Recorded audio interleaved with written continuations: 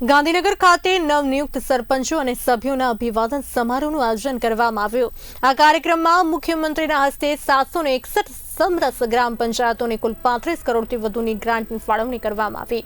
ગાંધીનગર ખાતે નવા ચૂંટાયેલા સરપંચો અને સદસ્યોના અભિવાદન કાર્યક્રમમાં ડભોઈ તાલુકાના લિંગસ્થળી ગામના સરપંચ તરીકે ચેતનકુમાર હરેન્દ્રકુમાર ઠાકોરનું સન્માન કરવામાં આવ્યું હતું।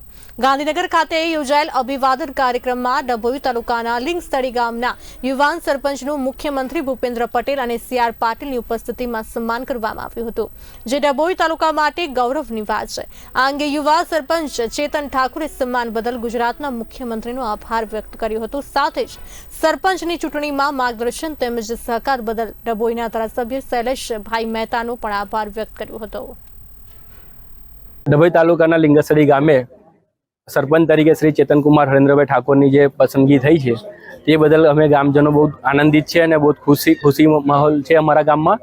સાથે સાથે ગાંધીનગર ખાતે મહાત્મા મંદિરમાં જે મુખ્યમંત્રી શ્રી દ્વારા જે સન્માનિત આ કાર્યક્રમ જે આયોજિત કર્યું હતું એમાં ગુજરાતના મુખ્યમંત્રી શ્રી ભૂપેન્દ્રભાઈ પટેલ, કેન્દ્રીય મંત્રી શ્રી સીઆર પાટીલ સાહેબનો અમે ખૂબ આભાર માનીએ છીએ કે તેમને સન્માનિત કર્યા।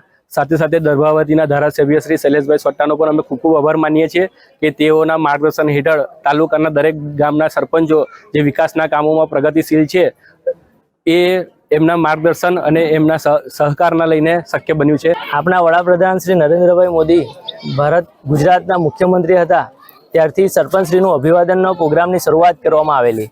તે સરપંચશ્રીના અભિવાદનનો પ્રોગ્રામ આજે આપણા માનનીય મુખ્યમંત્રી શ્રી ભૂપેન્દ્રભાઈ પટેલની હાજરીમાં કરવામાં આવ્યો।